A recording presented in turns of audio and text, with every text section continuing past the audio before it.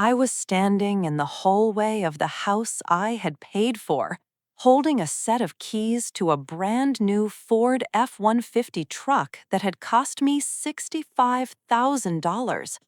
The keys were heavy in my palm, cool against my skin, and wrapped in a ridiculous, oversized red bow that I had tied myself.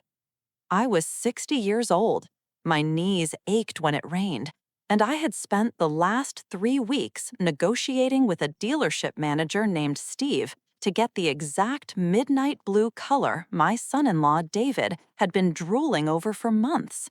I was about to walk into the kitchen, shout surprise, and change his life again. But then I heard his voice. It wasn't the sweet, respectful voice he used when he asked me for a bridge loan for his failing startups. It wasn't the voice he used when he called me Mama O and hugged me a little too tight at church. It was a low, sneering laugh that chilled my blood, echoing slightly off the granite countertops I had paid to install 6 months ago. "Man, don't worry about the down payment," David said, the sound of a beer bottle being opened punctuating his sentence. "The old witch is coming over for dinner tonight. I'll just turn on the charm, mention how hard it is to get to work in my old beater, and she'll open the checkbook. She always does. She's desperate for us to like her. It's honestly kind of pathetic." I froze. My hand tightened around the keys so hard the metal teeth bit into my skin, threatening to draw blood. I stood there, paralyzed, waiting for the punchline, waiting for my daughter, Tasha, to defend me. Tasha, my sweet girl, whom I had raised alone since her father passed away when she was 4. Tasha, for whom I had worked double shifts, missed school plays, and built a logistics empire from a single rusted van so she would never have to know the taste of poverty. I waited for her to say, "Don't talk about my mother like that, David. She's done everything for us." Instead, I heard a heavy sigh and the clinking of a wine glass being set down on the table. "Just make sure you don't roll your eyes when she starts talking about her struggle days building the company," Tasha said, her voice dripping with boredom. God, if I have to hear the story about her first delivery van one more time, I might actually scream. "Just get the money, David. We need that truck for the lake house trip next month, and I am not driving my sedan on those dirt roads." "Don't worry, babe," David chuckled, and I could practically see the smirk on his face. "I know how to handle the witch of the West. A few compliments on her dry potato salad, a hug, maybe I'll ask her for some business advice I'll never use, and she melts. She's an ATM with a guilt complex. It's too easy. Pathetic. Old witch. ATM." The words hung in the air like toxic smoke. I didn't barge in. I didn't scream. I didn't throw the keys at his head, even though every fiber of my being, every ounce of the strength that had helped me survive in a cutthroat industry, wanted to kick that door down and drag him out by his ear. Instead, I looked at the keys in my hand, the keys to a $65,000 gift for a man who despised me, and I smiled. But it wasn't a nice smile. It was the smile I used when a competitor tried to underbid me with inferior service. It was the smile I wore when I fired a manager for stealing from the warehouse. It was the smile of a woman who was done negotiating. I put the keys gently into my purse, careful not to make a sound. I turned around, walked silently out the front door, and got back into my car. That night, David didn't get a truck. He got a lesson. And if you listen to my story, you're going to see exactly how I dismantled their entire life without lifting a single finger in anger, and why the gift I eventually gave him was something money could never buy. To understand the magnitude of what I did, You have to understand who I was before that moment in the hallway. My name is Ophelia Vance. I am not old money. I didn't inherit a fortune or a network of connections. I started Vance Logistics 30 years ago with one van, a husband who believed in me when no one else did, and a refusal to accept no for an answer. When my husband, Marcus, died of a sudden heart attack, I was left with a 4-year-old daughter, a mountain of debt, and a business that was barely breaking even. I didn't sleep for a decade. I drove routes myself when drivers called out sick. I did the accounting at 3 a.m. at the kitchen table. I negotiated contracts with men who wouldn't look me in the eye because of the color of my skin and the shape of my body.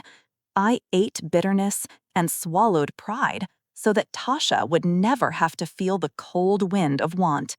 And I succeeded.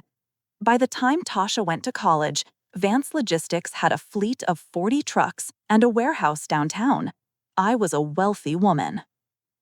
But my biggest weakness wasn't the market or the competition. It was Tasha. I gave her everything I never had: private schools, piano lessons, a fully paid ride to a liberal arts college where she majored in art history. I wanted her life to be soft. I wanted to protect her from the hardness of the world that had calloused my hands. And that was my mistake. I made her life so soft that she became spineless. She met David 3 years ago.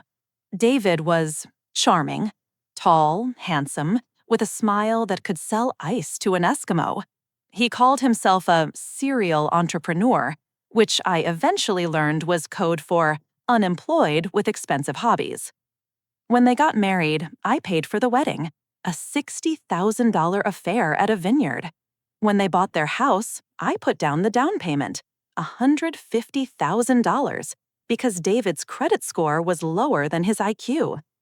When David wanted to start his craft brewery business, I invested $40,000. That business failed in 6 months because apparently you actually have to work to make beer, not just drink it. I did it all because I wanted them to be happy. I wanted to be the cool mother-in-law. I wanted to be loved. I thought we were a team.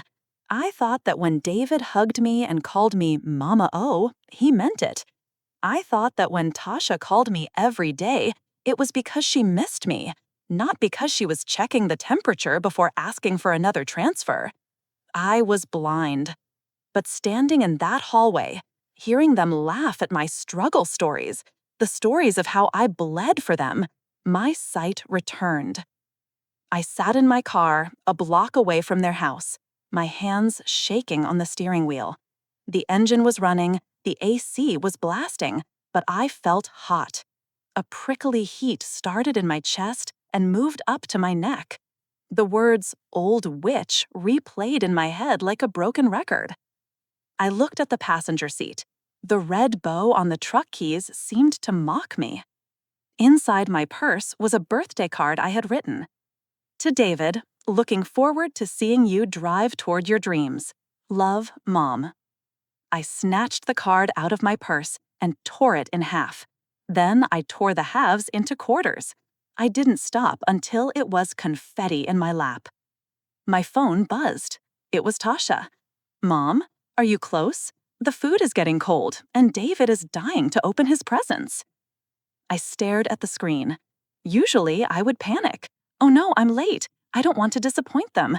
I would speed up. I would apologize profusely when I walked in the door. Sorry, baby, traffic was terrible. Not today. I typed back. Something came up with the business. An emergency at the warehouse. I can't make it.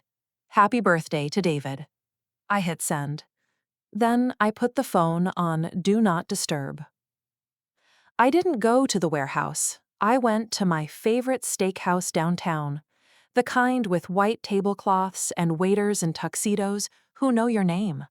Mrs. Vance, the maitre d' greeted me, surprised to see me alone on a Saturday night. Table for one? Yes, James, and bring me the wine list, the expensive one.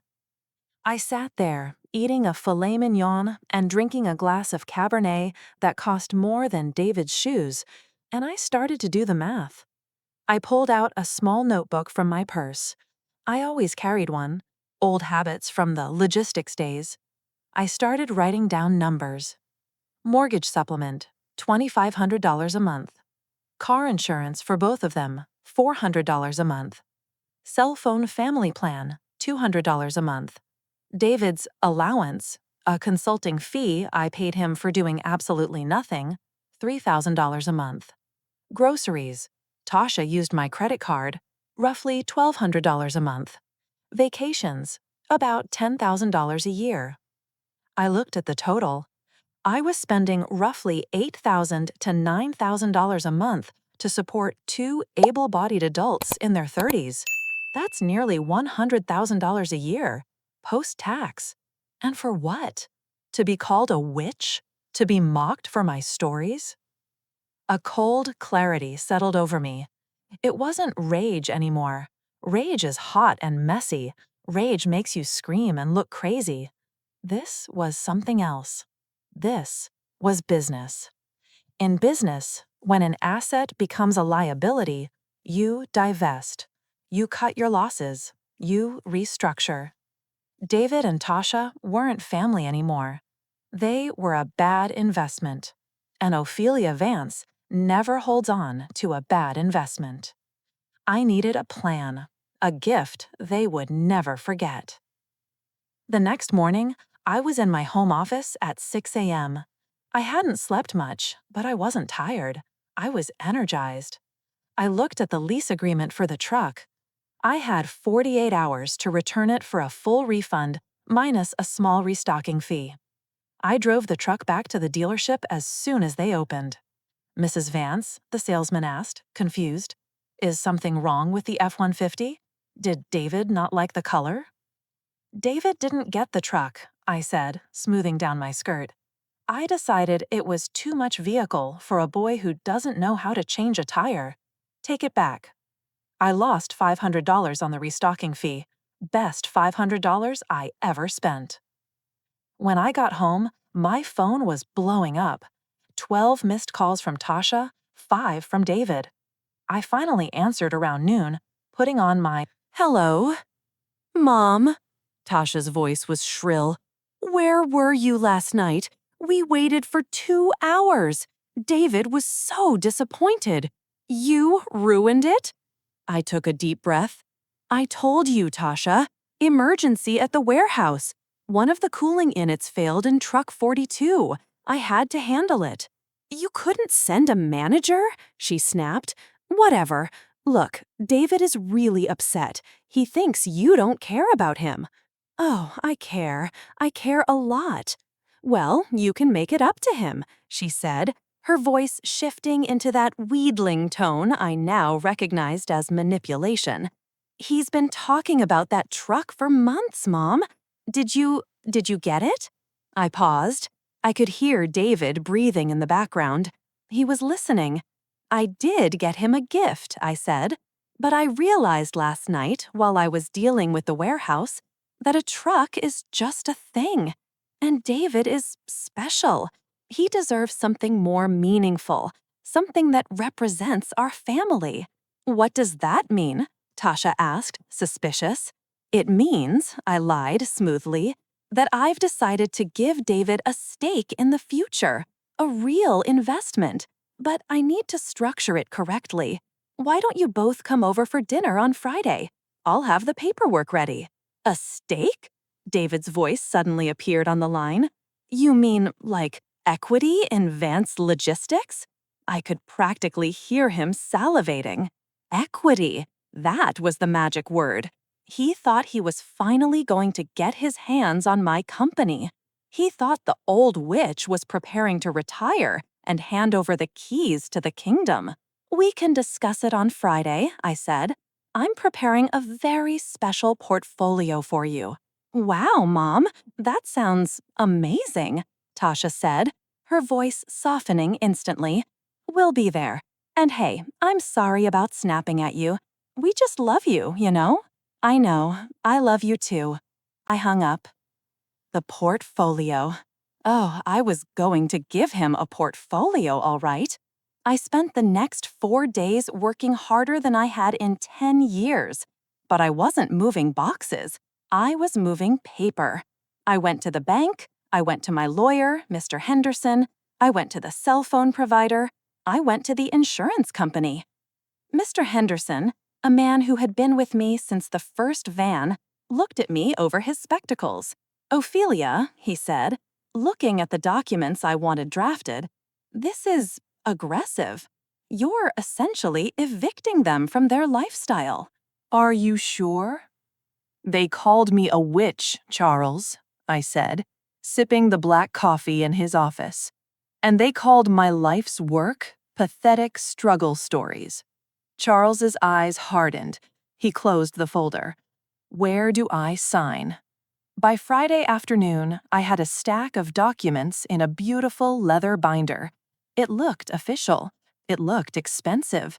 It looked like the keys to the kingdom David was dreaming of.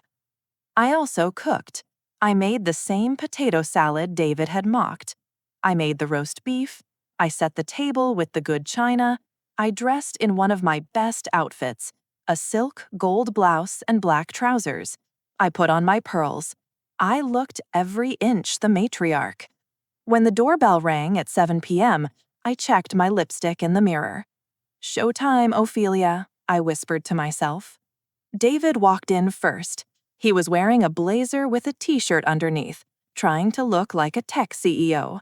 He had a bottle of wine in his hand, probably bought with the credit card I paid for. Mama, oh, he boomed, coming in for a hug. I let him hug me. I smelled his cologne, Santal 33, $200 a bottle. My money. Happy birthday, David, I said, patting his back stiffly. You look great, Mom, Tasha said, kissing my cheek. She eyed the table. Ooh, roast beef, David's favorite. I wanted everything to be perfect, I said. We sat down. The conversation was painful. David was clearly trying to turn on the charm, just like he had said in the hallway. So, Ophelia, he said, pouring the wine, I've been thinking a lot about your business lately. You know, the logistics sector is ripe for disruption with AI.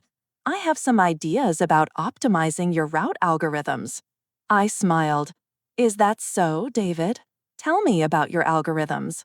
He started spouting buzzwords he'd probably read on LinkedIn 5 minutes ago. Synergy, blockchain, scalability. It was nonsense. He didn't know the difference between a bill of lading and a tire iron. I nodded along. Fascinating. Yeah, he continued, emboldened. I think if we partnered up, I could really modernize the brand, take Vance Logistics to the next level, maybe even franchise. Tasha was beaming. She thought this was it. She thought her husband was finally impressing me. Well, I said, wiping my mouth with a linen napkin, it's funny you mentioned partnership, David, because that's exactly what I wanted to talk about tonight. The room went silent. David put his fork down. His eyes darted to the leather binder sitting on the— I heard what you said, I began. They both froze. What? Tasha asked, her voice trembling slightly. I heard what you said about wanting to be more involved, I corrected quickly, smiling. They exhaled, a collective sigh of relief. They thought they were safe. And I realized, I stood up and walked over to the binder, that I have been holding you back. I've been treating you like children, paying your bills, handling your insurance, giving you allowances. That's not how you treat partners. That's how you treat dependents. David nodded vigorously. Exactly, Ophelia. I've always said I want to stand on my own 2 feet, with the right capital, of course. Of course, I said. I picked up the binder. It was heavy. So, for your birthday, David, I decided to give you exactly what you asked for: independence, authority, responsibility. I placed the binder in front of him. Open it. David grinned like a shark. He looked at Tasha. She squeezed his hand. He opened the leather cover. The first page wasn't a stock certificate. It wasn't a check. It was a bill. David frowned. "What is this?" "Read it," I said calmly.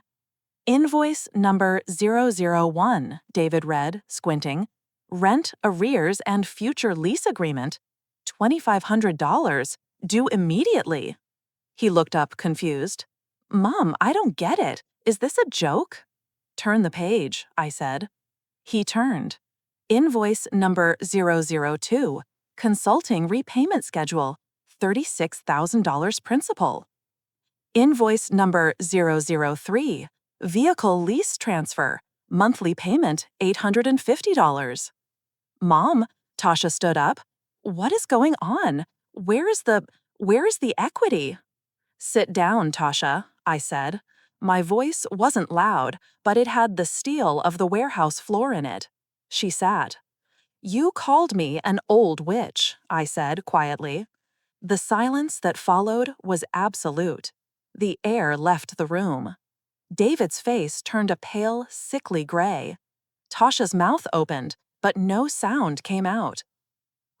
Ophelia, I never," David stammered. "Don't lie," I cut him off. "Tuesday afternoon, 4:15 p.m., in my hallway. The old witch is coming to dinner. Just turn on the charm, and she'll open the checkbook. She's pathetic." I looked him dead in the eye. "I heard every word. I heard you laugh. I heard Tasha tell you to make sure you didn't roll your eyes at my struggle stories." Tasha burst into tears. "Mom, please, we didn't mean it. It was just a joke. We were stressed." "Stressed?" I laughed. A dry, humorless sound. "Stressed about what? Which bill were you stressed about? Tasha? The mortgage I pay? The car I bought? The food you eat on my card?" I pointed to the binder. "That binder contains the transfer of responsibility. Effective immediately, I have canceled the standing order for your mortgage. I have removed you from my car insurance policy. I have canceled the family cell phone plan." "And David," I looked at him. He was shrinking in his chair. "That consulting fee I pay you, the $3,000 a month for business advice you never give, that is terminated. Today." "You can't do that!" David shouted, suddenly finding his voice. His arrogance was trying to push through his fear. "We have a lifestyle. You can't just pull the rug out. That's financial abuse." "Financial abuse?" I stepped closer to the table. "Financial abuse is taking $60,000 for a wedding and then mocking the woman who wrote the check. Financial abuse is waiting for the old witch to die so you can get the portfolio." I leaned in. "Well, the witch is very much alive, David, and she's casting a spell." David stood there, his face flushing a deep, blotchy red, looking less like a tech entrepreneur and more like a toddler who had just been told Santa Claus was dead. The silence in the dining room was heavy, broken only by the faint hum of the refrigerator and Tasha's muffled sobbing. She had her face buried in her hands, unable to look at me, unable to look at him. She knew. Deep down, my daughter knew exactly who she had married, but she had spent the last 3 years pretending that David was a visionary instead of a leech. Tonight, the pretense was over. "You're bluffing," David said, his voice shaking with a mix of rage and disbelief. He pointed a trembling finger at the leather binder. "You can't just cut us off. We have agreements, verbal agreements. You promised to support Tasha. You promised to help us until the business took off. That's a verbal contract, Ophelia. My lawyer will have a field day with this." I picked up my wine glass and swirled the dark red liquid, watching the legs run down the side of the crystal. "Your lawyer?" I asked, my voice calm, almost bored. "You mean the one I paid for when you got that DUI last year? Or do you have a new lawyer that you're paying with the money you don't have?" David's mouth snapped shut. The vein in his forehead throbbed. "There is no contract, David," I continued. "There is only a mother's generosity, which has been abused, mocked, and taken for granted. And as of 7 p.m. tonight, that generosity has expired. You have 30 days to refinance the house and remove my name from the deed. If you don't, I will force a sale. As for the cars, the insurance is canceled effective midnight. I suggest you drive carefully on your way home." Tasha finally looked up, her mascara running down her cheeks in dark streaks. "Mom, please," she whispered. "We can't refinance. You know David's credit score. You know we don't have the income right now. If you do this, we'll lose the house. We'll lose everything." "Then perhaps you should have thought about that before you sat in my hallway and laughed about how pathetic I was," I said, my eyes locking onto hers. "You stood there, Tasha. You stood there and let him call me a witch. You complained about my stories, the stories of how I built the life you enjoy. You chose him. You chose the mockery. Now you can choose the consequences." "We're leaving," David announced, grabbing Tasha's arm roughly, his fingers digging into her skin in a way that made my mother's instinct flare, even now. He snatched the leather binder off the table, probably thinking he could find a loophole in it later, or maybe just wanting to burn it. "Come on, Tasha. We don't have to listen to this senile old hag. She's obviously having a mental break. We'll deal with this in the morning when she's medicated." He looked at me with pure venom, his eyes narrowed into slits. "You're going to regret this, Ophelia. You're going to die alone in this big, empty house, and we won't be there to hold your hand. You'll see. Get out," I said, my voice steady, "and take your roast beef with you. I wouldn't want you to starve before you figure out how to buy your own groceries." They stormed out, the front door slamming so hard the windows rattled in their frames.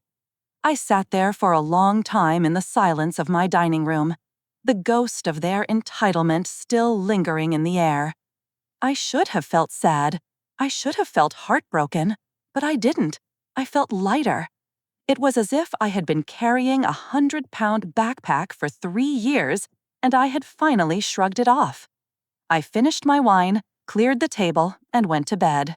For the first time in months, I slept like a baby. The next morning, the war began. I knew it wouldn't be as simple as a dinner table confrontation. David was a narcissist. He wouldn't just accept defeat.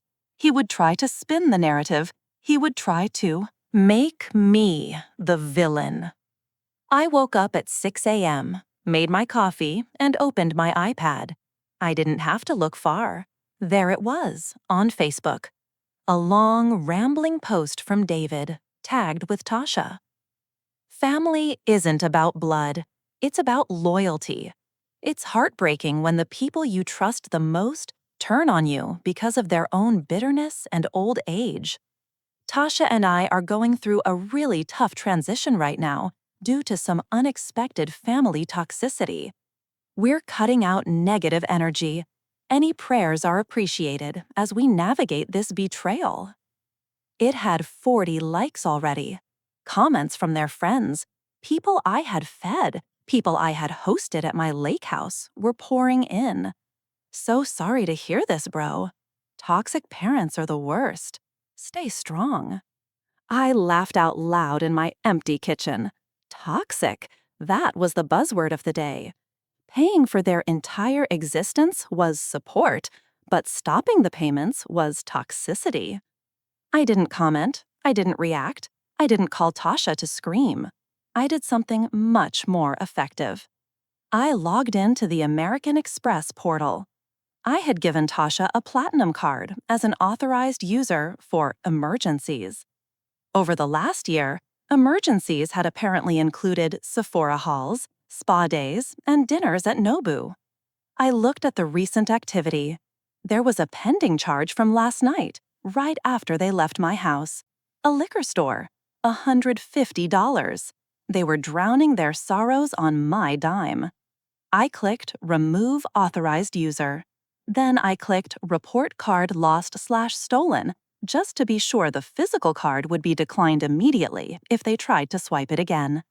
Next, I called the cell phone provider. Yes, this is Ophelia Vance. I'd like to cancel lines ending in 4588 and 9921. No, I don't want to transfer the liability. Just cut them off. Yes, immediately. Then came the car insurance.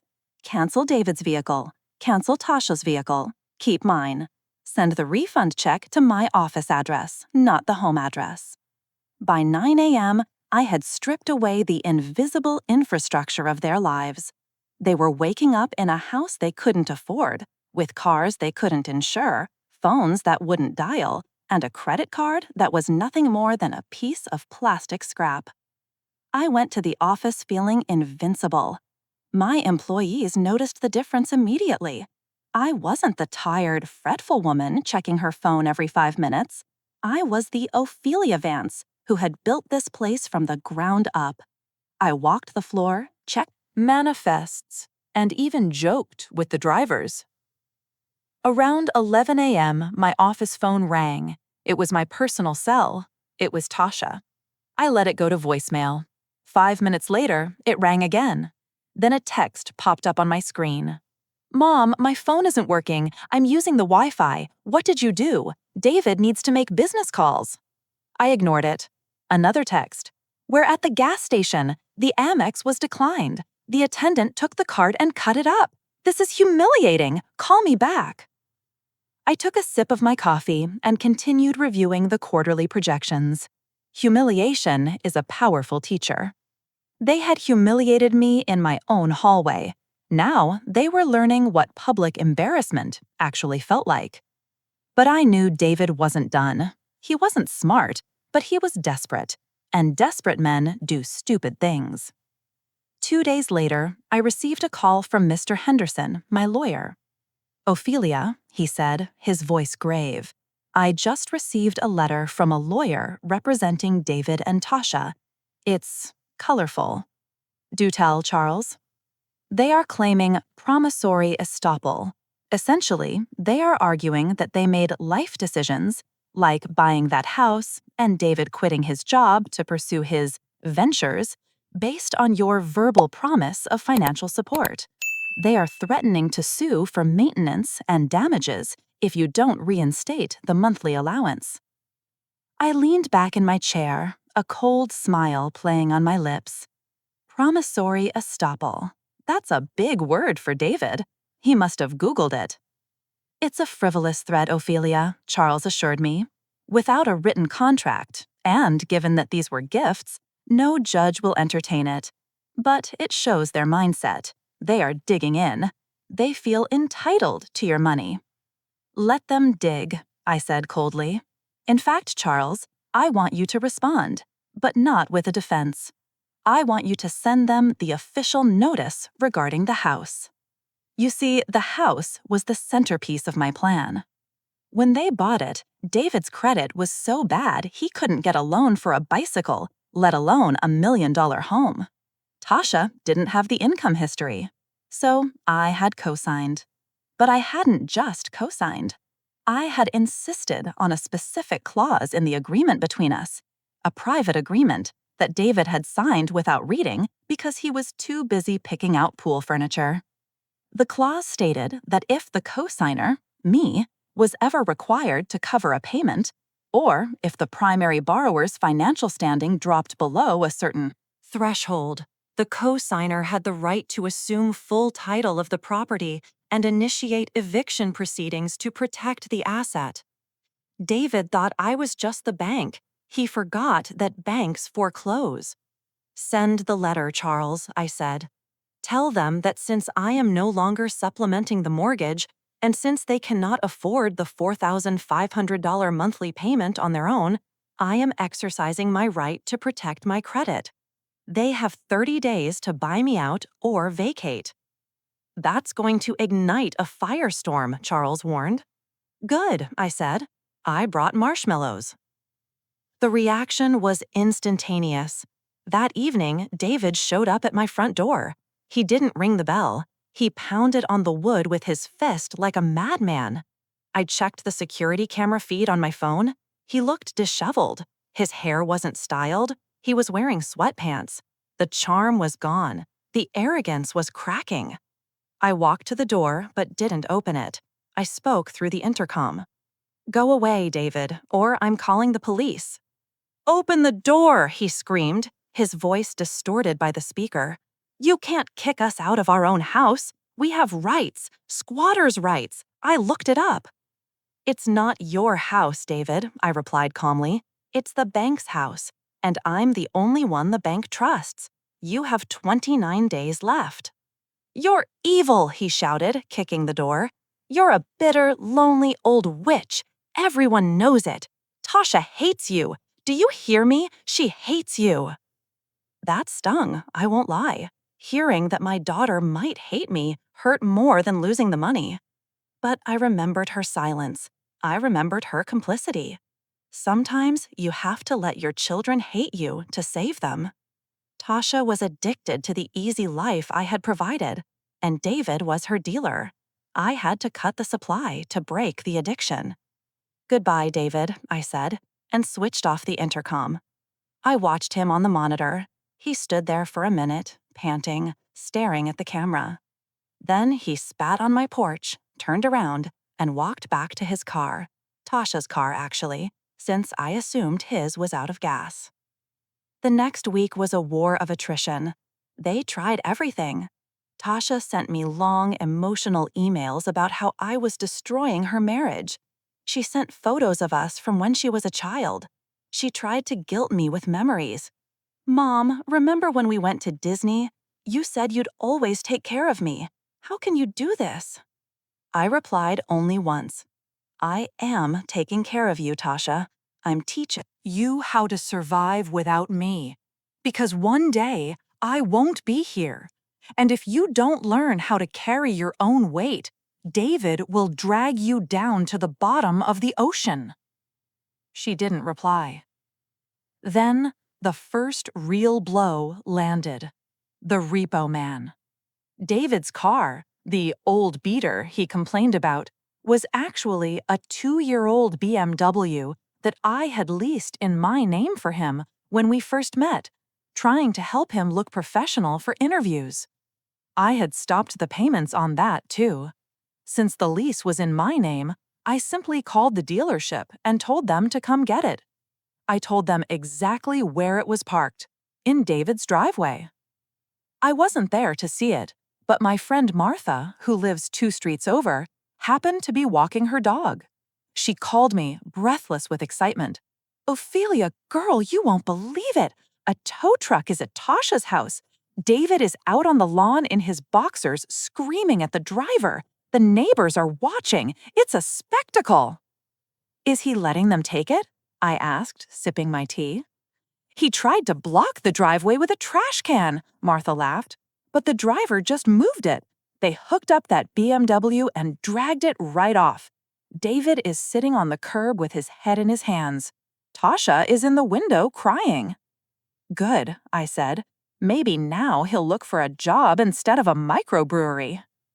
But David wasn't done. Losing the car was embarrassing, but losing the house was existential. He knew he couldn't afford the rent on a 1-bedroom apartment, let alone a house like that. He needed a Hail Mary. And that's when he made his fatal mistake. He decided to come for my business. He knew I was old school. He knew I kept a lot of paper records. And he knew that every quarter, I hosted a mixer for my biggest clients, local distributors, suppliers, factory owners. It was an event where contracts were renewed and handshakes mattered more than lawyers. The mixer was scheduled for 2 weeks from the night of the dinner. David knew the date. He knew the venue, the ballroom at the Grand Hotel. I received a call from my event planner, Sarah. "Mrs. Vance," she said, sounding hesitant. I had a call from your son-in-law, David. He wanted to verify the audiovisual setup for the mixer. He said he's preparing a special presentation to honor you. My blood ran cold. A presentation? To honor me? After he had called me a witch and I had repossessed his car? What kind of presentation, Sarah? He said it's a video montage. She said, a tribute to your legacy. He seemed very insistent. He said it was a surprise, so I wasn't supposed to tell you, but I felt I should check. You did the right thing, I said, my mind racing. Why would David want to show a video at my business event? To apologize? No, David didn't apologize. To embarrass me? That was it. He was going to sabotage the event. He was going to air dirty laundry, or maybe show footage of me looking senile, or perhaps try to claim publicly that I was unfit to run the company so he could step in as a conservator. It sounded paranoid, but I wouldn't put it past him. He was cornered. He was desperate. He wanted to prove I was the old witch to my own clients. Sarah, I said, a plan forming in my mind. Let him do it. What? Let him think he has the green light. Give him the specs. Let him set up his projector. Let him bring his flash drive. Tell him I know nothing about it. Are you sure, Mrs. Vance? Absolutely, I said.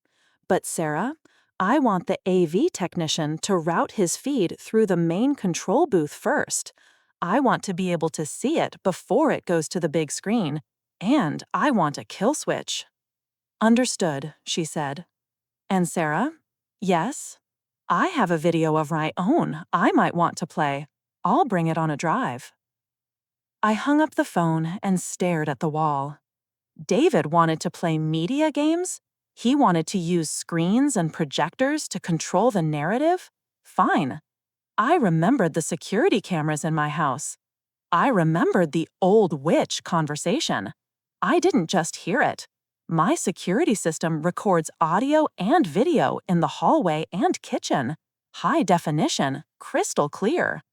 I had the footage of him mocking me. I had the footage of him laughing about my money. I had the footage of Tasha rolling her eyes. But I had something else, too. Something I hadn't looked at in a while. A few months ago, David had asked to use my home office for a confidential Zoom meeting because his internet was down. I let him. I left the house to run errands. But my office has a camera, too. A small nanny cam on the bookshelf I used to keep an eye on the cleaning crew. I had never checked the footage from that day because I trusted him. I opened my laptop and logged into the security cloud. I scrolled back 3 months. I found the date. I pressed play. I watched David enter my office. He sat at my desk. He didn't open Zoom. He opened my desk drawers. He started rifling through my files. Took photos of documents with his phone, bank statements, client lists, passwords I had foolishly written on a sticky note inside the drawer. Then he made a phone call. I turned up the volume. Yeah, bro, David said into the phone, leaning back in my leather chair, feet up on my mahogany desk. I'm in the Witch's Command Center. I got the client list. Yeah, Vance Logistics is a gold mine. Once she kicks the bucket, or once we declare her incompetent, it's payday. I'm telling you, I'll sell the fleet, liquidate the warehouse, and we can fund that crypto project in Bali. Tasha? She won't care. As long as she gets her allowance, she'll sign whatever I put in front of her. She's clueless. He laughed, that same sneering laugh. Yeah, just gotta wait her out. Or speed it up. Stress is bad for the heart, right? Maybe I just need to stress her out a little more. I sat there, frozen. This wasn't just ingratitude. This wasn't just a bad son-in-law. This was a conspiracy. He was planning to dismantle my life's work. He was planning to sell my company for parts. He was talking about my death as a business strategy. And he was calling my daughter clueless, which, sadly, she was. I felt a cold fury that made the previous anger feel like a mild annoyance. This was war. I downloaded the clip. I saved it to a flash drive. Then I saved the hallway clip. David wanted to give a presentation at my client mixer? He wanted to show the world who Ophelia Vance really was? I was going to let him. And then I was going to give him the microphone. The night of the mixer arrived with the kind of humidity that makes your hair frizz and your temper short. But inside the ballroom of the Grand Hotel, the air was crisp, cool, and smelled of expensive lilies and ambition. I arrived early, dressed in a navy blue pantsuit that was tailored to within an inch of its life, wearing the diamond studs my husband had given me for our 25th anniversary. I didn't wear them to show off. I wore them as a reminder. Marcus had built this with me, and I wasn't going to let a man who wore loafers without socks tear it down. I stood by the entrance, greeting my oldest clients. There was Mr. Henderson from the manufacturing plant, who had trusted me with his shipments when I only had 3 trucks. There was Sarah Jenkins from the Regional Distribution Center, a woman who could spot a liar from a mile away. They shook my hand, asked about business, and complimented the horsehair. Doves. Everything felt normal. Everything felt stable. But I knew that underneath the pleasantries, a bomb was ticking. At 7:15 p.m., the bomb walked in. David entered the ballroom with Tasha trailing a few steps behind him. He was wearing a suit that I knew for a fact was on a credit card I had just canceled. But he wore it with the swagger of a man who had just closed a $1 million deal. He scanned the room, his eyes hungry, looking for the people who mattered, the people with money, the people with influence. Tasha, on the other hand, looked like she was walking to the gallows. She was pale, her hands clutching a small clutch bag so hard her knuckles were white. She caught my eye and quickly looked away. David made a beeline for me. "Ophelia!" he boomed, his voice just a little too loud, drawing the attention of the nearby circle of investors. "You look rested." It was a backhanded compliment, a subtle dig implying I usually looked tired or weak. He leaned in for a kiss on the cheek, but I took a half step back, extending my hand instead. "David," I said coolly, "I didn't think you'd make it. I heard you were having some transportation issues." His smile faltered for a microsecond, a flicker of annoyance in his eyes, but he recovered quickly. "Oh, just a minor mix-up with the lease. We're sorting it out. Actually, we're upgrading. But tonight isn't about cars, Ophelia. It's about legacy." He said the word legacy with a strange emphasis, looking around the room, as if he were already measuring the drapes. "I have that surprise ready for you. Sarah set me up near the stage."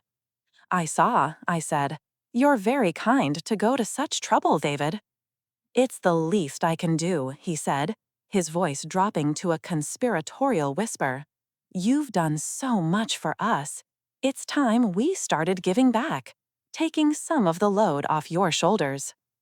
I watched him walk away toward the AV booth, shaking hands with people he didn't know, acting like the heir apparent. Tasha stayed by my side, refusing to look at the guests. "Mom," she whispered, her voice trembling, "I told him not to do this. I told him we should just leave. But he wouldn't listen. He says he's going to fix everything tonight." "Fix everything?" I asked, looking at my daughter. "Is that what he calls it?" "He's desperate, Mom," Tasha said, tears welling up in her eyes. "Since the bank sent the letter, since the car was taken, he's been acting crazy. He says he needs to show these people that Vance Logistics has a future. He thinks if he impresses them, maybe I don't know, maybe they'll back him in a new venture." "He thinks he's going to pitch my clients?" I asked, almost amused by the audacity. "He thinks he's going to save the company," Tasha corrected. "He says you're losing your touch. He says the business is stagnant. I sipped my sparkling water. Well, Tasha, I said softly, let's see what he has to say. At 8 p.m., the lights dimmed. A spotlight hit the small stage at the front of the room. David bounded up the steps, microphone in hand, beaming like a game show host. The chatter in the room died down. My clients looked confused. They knew me. They didn't know this man. Good evening, everyone, David announced. For those who don't know me, I'm David, Ophelia's son-in-law, and, I like to think, her strategic partner in ensuring the future of this great family business. A few polite claps scattered through the room. I saw Mr. Henderson raise an eyebrow at me. I stayed silent, standing near the back, next to the sound booth where Sarah, my event planner, was waiting for my signal. We all love Ophelia, David continued, his voice dripping with fake sincerity. She's a pioneer, a warrior, but even warriors get tired. Even legends need to rest. He paused for dramatic effect. Lately, the family has been concerned. We've seen the toll this business takes, the missed appointments, the confusion. He was lying. I had never missed an appointment in 30 years. So, David said, gesturing to the large screen behind him, I put together a little tribute, a retrospective of an incredible career, and a look toward the future. A future where Ophelia can finally relax, and the next generation can step up. He clicked a remote. The video started. It was a montage, all right, but it was malicious. He had taken photos of me sleeping in my recliner on Sunday afternoons, my only day off, and used a filter to make me look gray and frail.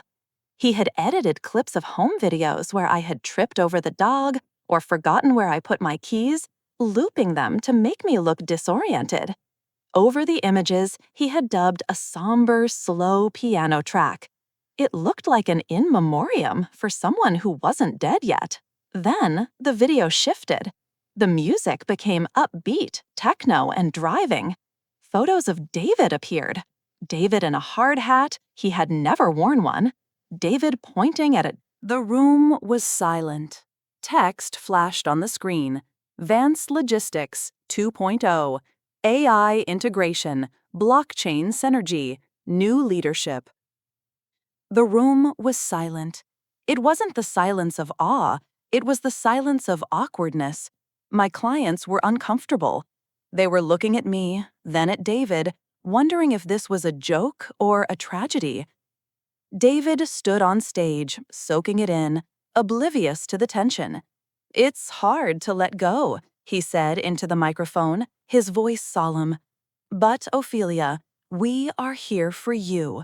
We are ready to take the reins. You don't have to struggle anymore. He looked directly at me, a challenge in his eyes. He was publicly declaring me incompetent. He was trying to force a transition of power by humiliating me in front of the very people who kept my business alive. He thought that if he painted me as a senile old woman, the sharks in the room would turn on me and look to him for stability. I walked slowly toward the stage. The click of my heels on the parquet floor was the only sound in the room. I didn't look angry. I looked disappointed. Thank you, David, I said, my voice projecting clearly without a microphone. That was creative. It's the truth, Mom, David said, doubling down, holding the mic tight. We just want what's best for you. You need to retire. You're not sharp anymore. I stopped at the foot of the stage. I looked up at him. Sharp? I asked. You think I'm not sharp? I turned to the AV booth. I nodded at Sarah. Sarah, I said, loud enough for the room to hear, why don't we play the rest of the footage? The director's cut. David frowned. What? There is no other footage. The screen behind him flickered. David's techno montage vanished. In its place, a grainy but high-definition video appeared. It was the time-stamped footage from my home office. The room gasped. On screen, David was leaning back in my chair, his feet on my desk, rifling through my private files. The audio was crystal clear, amplified by the ballroom sound system. "Yeah, bro," David's voice boomed through the speakers, echoing off the walls. "I'm in the Witch's command center. I got the client list. Yeah, Vance Logistics is a gold mine." David froze on stage. He turned around, staring at the giant image of himself. His face went white. "Once she kicks the bucket, or once we declare her incompetent, it's payday," the recording continued. "I'm telling you, I'll sell the fleet, liquidate the warehouse, and we can fund that crypto project in Bali." The crowd began to murmur. Anger rippled through the room. My clients, men and women who had known me for decades, who respected me, were glaring at the stage. "Tasha?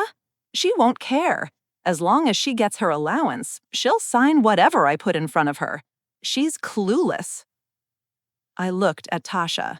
She was standing near the buffet table, her hand covering her mouth, tears streaming down her face. She wasn't looking at me. She was looking at the screen, hearing her husband call her clueless, hearing him plot to dismantle her mother's legacy for a crypto scam in Bali. "Just gotta wait her out," the on-screen David laughed. "Or speed it up. Stress is bad for the heart, right? Maybe I just need to stress her out a little more." I signaled Sarah to cut the feed. The screen went black. The silence that followed was heavier than the one before. It was heavy with judgment. I walked up the stairs onto the stage. David backed away from me, nearly tripping over a monitor cable. He looked like a trapped animal. He held the microphone out to me like a shield or an offering. I took it from his hand. "Ladies and gentlemen," I said, my voice steady, calm, and commanding. "I apologize for the interruption. It seems there was a misunderstanding about the definition of legacy." I turned to David. He was sweating profusely now, his eyes darting around the room, looking for an exit, looking for an ally. He found none. "You wanted to talk about the future of Vance Logistics," I said to him. "Well, let's talk about it. The future of this company is built on integrity. It is built on hard work, and it is built on loyalty." I stepped closer to him. "You called me a witch," I said softly, only for him and the front row to hear. "You called me senile. You tried to steal my client list. You plotted to stress me into a heart attack so you could sell my trucks to buy, what? Electronic coins?" David opened his mouth, but nothing came out. "Get out," I said into the microphone. "Ophelia, wait, I can explain. It was just talk, guy talk," he stammered, his voice cracking. I said, "Get out," I repeated, my voice booming. "And David, don't go home. The locks were changed an hour ago." The room erupted, not in applause, but in a low, collective growl of approval. Two of my warehouse security guards, who I had invited to the mixer as guests, stepped forward from the back. The room. They didn't need instructions. They walked onto the stage, each grabbing one of David's arms. "Get off me!" David shouted, trying to struggle, but he was no match for men who moved crates for a living. They dragged him down the stairs and toward the exit. As he was being hauled past Tasha, he screamed out to her, "Tasha, tell her we're partners. Do something." Tasha looked at him. Her face was a mask of mascara and ruin. She looked at the man she had married, the man who had just been exposed as a parasite who thought she was stupid. "I'm not your partner, David," she whispered, though in the quiet room we all heard it. "I'm the clueless one. Remember?" She turned her back on him. The doors swung shut behind him. David was gone. I took a deep breath and looked out at my guests. "I am sorry for the drama," I said. "But in logistics, Sometimes you have to clear out the dead weight to make the truck run faster. Now, who wants dessert? The applause was deafening. Mr. Henderson was the first to clap, standing up and nodding at me with respect. The rest of the room followed. I wasn't a victim. I wasn't a senile old woman. I was the boss, and I had just handled business. But the war wasn't over. David was humiliated, yes. He was homeless, effectively. But Tasha was the real casualty. She stood there, alone in the middle of the crowd, looking like a child who had lost her balloon. I walked off the stage and went straight to her. She flinched when I approached, expecting a lecture, expecting "I told you so." "Mom," she choked out, "I didn't know. I swear, I didn't know that he said those things about me." "I know you didn't," I said. "Come on, let's go home." We left the mixer early. I drove Tasha back to my house, not hers. Her house was a crime scene of memories now. We sat in my kitchen, the same kitchen where I had planned my revenge, and I made her tea. "What happens now?" Tasha asked, staring into the mug. "He's going to come back. He's going to sue. He's going to make this ugly." "It's already ugly, Tasha," I said. "Now we just have to clean it up." "He has nowhere to go," she said, a flicker of old concern crossing her face. "He has parents," I reminded her. "Parents he hasn't visited in 2 years because he said they were too working class.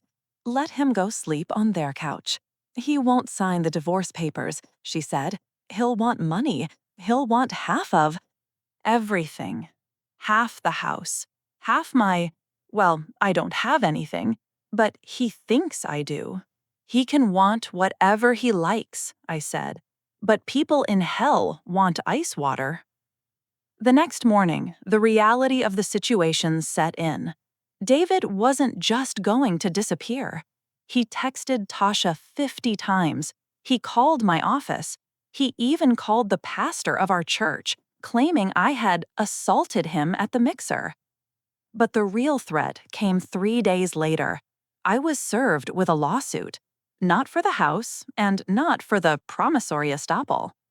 David was suing for intentional infliction of emotional distress and defamation. He claimed the video I showed was doctored. He claimed I had illegally recorded him, which, in our state, is a one-party consent state, and it was my house, so good luck with that. He was asking for $5 million in damages. It was a joke of a lawsuit, but lawsuits take time. They take energy, and they require lawyers. "He's trying to bleed you," Tasha said, reading the papers. "He knows he won't win, but he wants a settlement. He wants you to pay him to go away." "I don't pay terrorists," I said, "and I don't pay ex-sons-in-law. So what do we do?" "We countersue," I said. "But not just for money. We're going to investigate him. If he was planning to sell my company, Tasha, he must have been talking to someone. You don't just come up with a plan to liquidate a fleet on your own." He mentioned a crypto project in Bali. He mentioned a bro on the phone. I looked at Tasha. "Who is the bro?" Tasha thought for a moment. "Kyle," she said. "His friend from college, the one who works in finance or something shady. He's always talking about offshore accounts." "Kyle," I repeated. "Do you know where Kyle lives?" "He has a loft downtown," Tasha said. "David goes there to play poker on Tuesdays." "Today is Tuesday," I said, checking my watch. I wasn't a detective. I was a logistics expert. I knew how to track things. I knew how to find weak links in a supply chain. And Kyle was the weak link. "Get your coat," Tasha said. "Where are we going?" "We're going to crash a poker game." We arrived at the address Tasha gave me, a converted textile factory in the Arts District that had been gentrified into lofts that cost more than my first 3 houses combined. It was the kind of place that had a doorman who looked like an aspiring model, and an elevator that smelled like sandalwood and old money. Tasha was shaking as she punched the code into the keypad. "Are you sure about this, Mom?" she asked, her finger hovering over the enter button.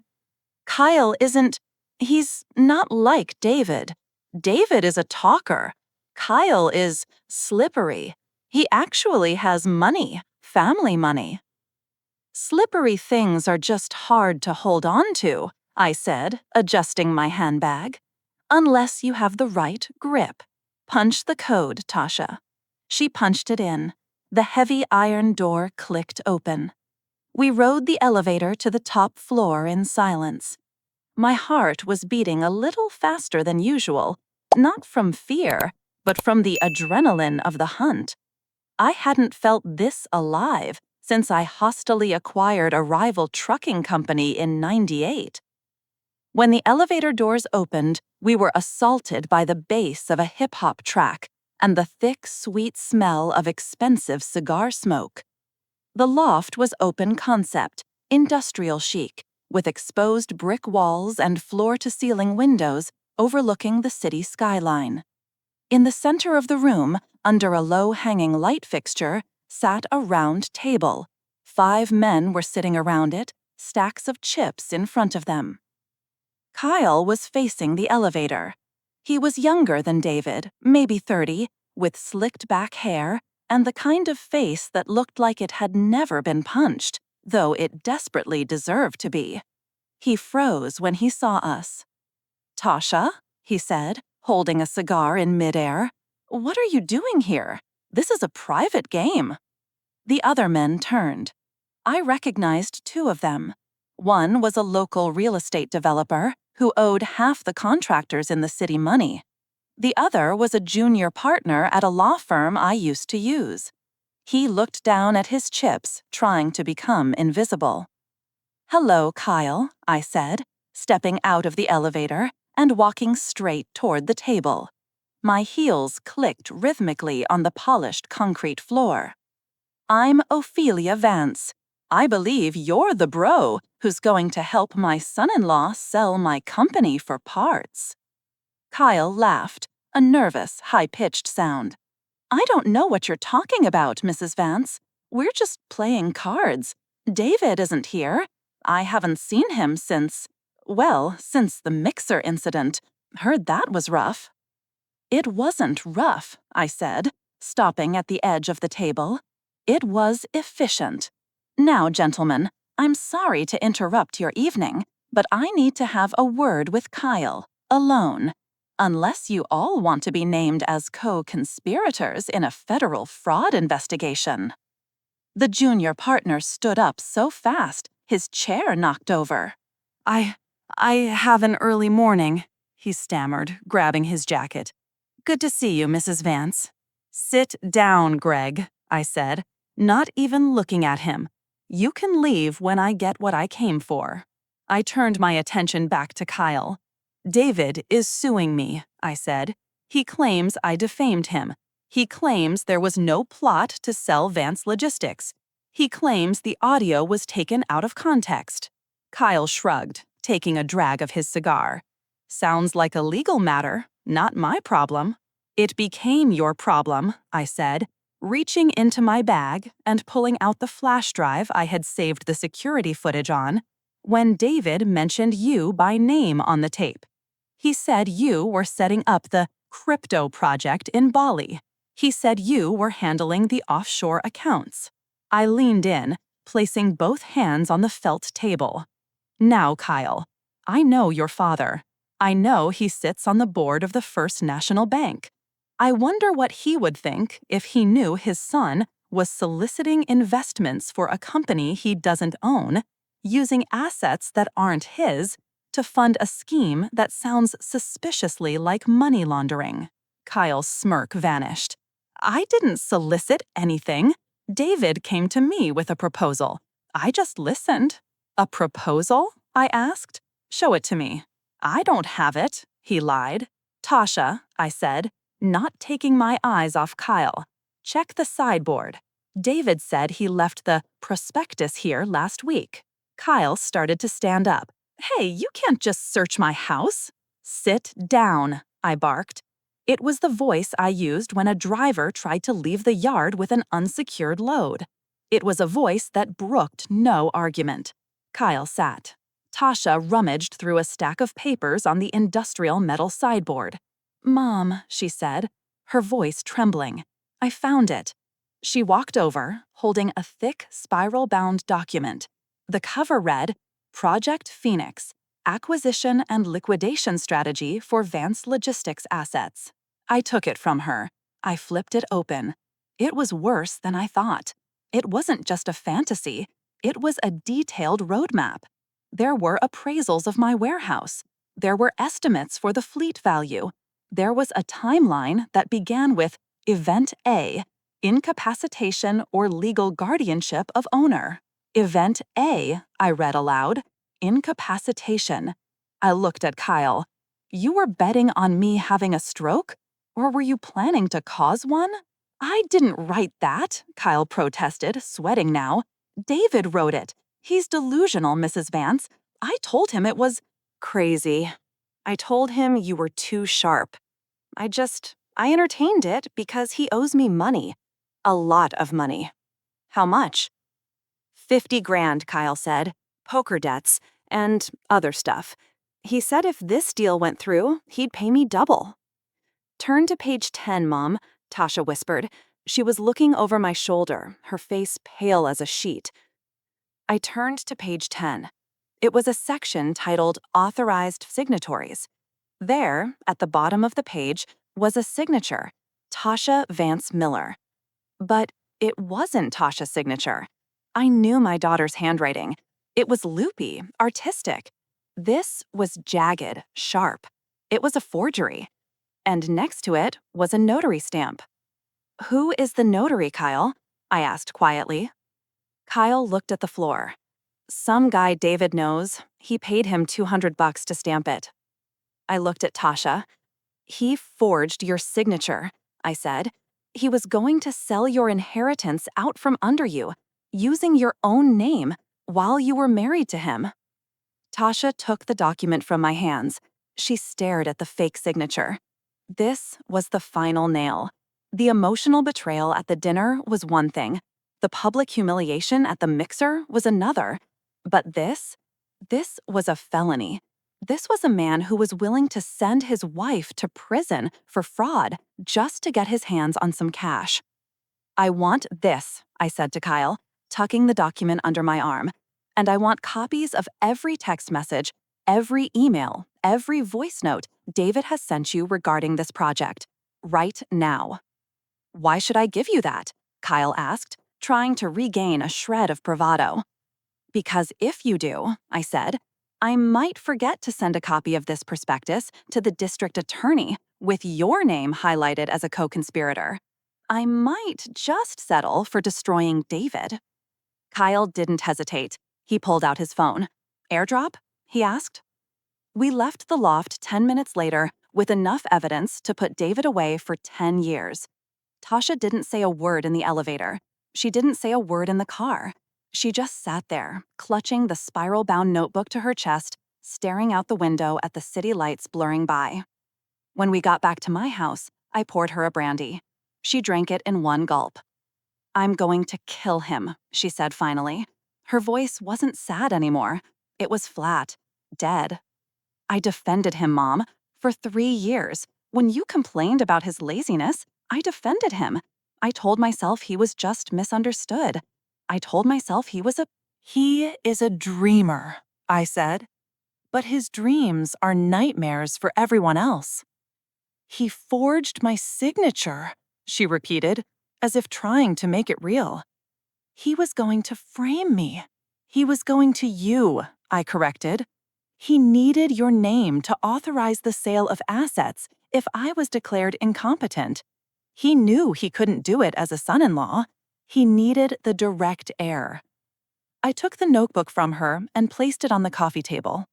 But he forgot one thing. He forgot that you are Ophelia Vance's daughter. And Vance women don't get framed. We get even. The next morning, I called Mr. Henderson. Charles, I said, Drop everything. I have something you need to see. And call the police. We're filing a report for forgery and fraud. Against David? Against David. And Charles, I want to expedite the countersuit, but I also want to send a little settlement offer to his lawyer, just to mess with his head. What kind of offer? Offer him the gift, I said. The gift? Yes. Tell him I'm willing to settle the emotional distress lawsuit. Tell him I have a gift that will solve all his financial problems. But he has to come to the office to receive it personally. Ophelia, you can't be serious after what you found. Oh, I'm deadly serious. Set the meeting for Friday, and make sure the police are waiting in the conference room next door. The trap was set, but David, being David, didn't smell the cheese. He only saw the open door. He arrived on Friday at 10 a.m. He was wearing a new suit, probably bought with a payday loan or by pawning his watch. He walked into my office building with his lawyer, a greasy man named Saul, who looked like he chased ambulances for cardio. My receptionist, Brenda, who had worked for me for 20 years and knew everything, gave him a look that could curdle milk. "Mrs. Vance is in the boardroom," she said. David pushed past her. He looked triumphant. He thought I had folded. He thought the threat of a $5 million lawsuit had scared the old witch into submission. He thought he was walking in to pick up a check. I was sitting at the head of the long mahogany table. Tasha was sitting next to me. Mr. Henderson was on my other side. "Well, well," David said, striding in and taking a seat at the opposite end. "I'm glad you finally came to your senses, Ophelia. This whole thing has been regrettable, but I'm willing to put it behind us for the right price." Saul, his lawyer, cleared his throat. "My client is willing to drop the suit for a settlement of $2 million, plus a reinstatement of his monthly stipend for a period of 2 years to allow for emotional recovery." I looked at David. He was smirking. He really thought he had won. $2 million, I said. "That's a lot of money, David." "It's the cost of doing business, Mom," he said. "You damaged my reputation. You hurt my career." "Your career?" I repeated. "Right, the crypto project in Bali." David's eyes flickered. "I don't know what you're talking about." "Sure you do," I said. I reached under the table and pulled out a box. It was a shoebox wrapped in plain brown paper. "You said you wanted a settlement," I said, "and you said you wanted a gift. I told you on your birthday that I wanted to give you something that represented your value to this family." David eyed the box. "Is that cash?" "Better," I said. "Open it." He reached out. His hands were greedy, shaking slightly. He tore off the paper. He lifted the lid. Inside the box was a single red brick. David stared at it. "A brick? What the hell is this?" "It's a brick from the first warehouse I ever bought," I said. "I laid those bricks myself, David, with Marcus. We sweated over them. We bled over them. That brick represents hard work, something you know nothing about." "This is a joke," David spat, standing up. "Come on, Saul, we're leaving. We'll see you in court." "Wait," I said. "Look under the brick." David paused. Curiosity got the better of him. He lifted the heavy red clay brick. Underneath it was a piece of paper. He unfolded it. It wasn't a check. It was a photocopy of the page from Project Phoenix, the page with the forged signature. David's face went from red to white in the span of a heartbeat. He dropped the paper as if it were burning him. I never, this is fake," he stammered. "It's not fake, David," Tasha said, standing up. Her voice was clear and strong. "We got it from Kyle. We have the texts, we have the emails, we have the notary who admitted you paid him off." "Kyle is a liar," David shouted, backing toward the door. "He's setting me up." "Sit down, David," I said. "No, and leaving." He turned to the door. The door opened before he could touch the handle. Two detectives in cheap suits and serious faces filled the frame. "David Miller?" one of them asked. David froze. "Yes?" "We have a warrant for your arrest for forgery, wire fraud, and conspiracy to commit grand larceny. Please turn around and place your hands behind your back." David looked at me. The arrogance was gone. The smirk was gone. All that was left was a scared little boy who had played a man's game and lost. "Ophelia, please," he begged, tears instantly springing to his eyes. "Mom, don't let them do this. I'm family. Tasha, tell them, I'm your husband." Tasha looked at him. She didn't cry. She didn't look away. "You're not my husband, David," she said. "You're a bad investment, and we're divesting." The detectives handcuffed him. As they dragged him out of my boardroom, kicking and screaming, I picked up the brick. I set it on the table. It was heavy, it was solid, it was real. "Saul," I said to his lawyer, who was frantically packing his briefcase, looking like he wanted to vanish into the floorboards, "I suggest you find a new client. I don't think David is going to be able to pay your retainer where he's going." Saul ran out of the room. Silence settled over the boardroom. Tasha sat back down and put her head on my shoulder. I stroked her hair. "Is it over?" she asked. "The criminal part? Yes," I said. "But the rebuilding part? That's just beginning." David went to jail. He couldn't make bail because, surprisingly, he had no assets, and his rich friends like Kyle suddenly didn't know him. The trial was short. The evidence was overwhelming. He took a plea deal for 5 years in state prison. But my story doesn't end there. You see, revenge is sweet, but justice is satisfying. And I wasn't just interested in punishing David. I was interested in fixing Tasha and fixing myself.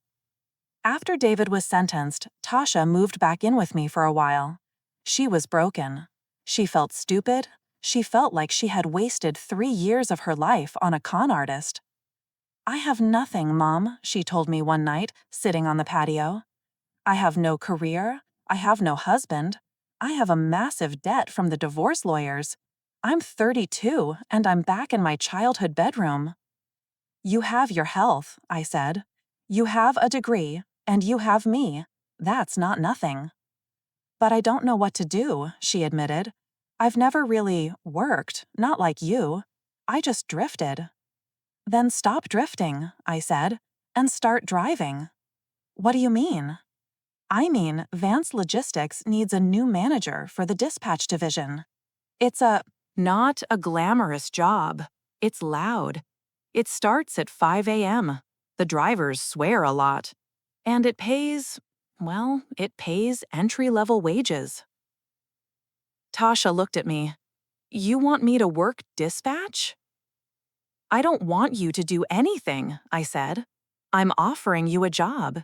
If you want it, show up on Monday at 4:45 a.m. Don't be late, and wear comfortable shoes." She showed up. She was 5 minutes early. She wore sneakers. For the first 6 months, she hated it. She came home exhausted. She complained about the drivers. She complained about the smell of diesel. But she didn't quit. And slowly, I saw a change. The spineless girl who let her husband call her mother a witch began to develop a backbone. She started standing up to the union reps. She started optimizing routes on her own, actually doing the work David had only pretended to understand. 1 year later, she walked into my office. She wasn't looking for a handout.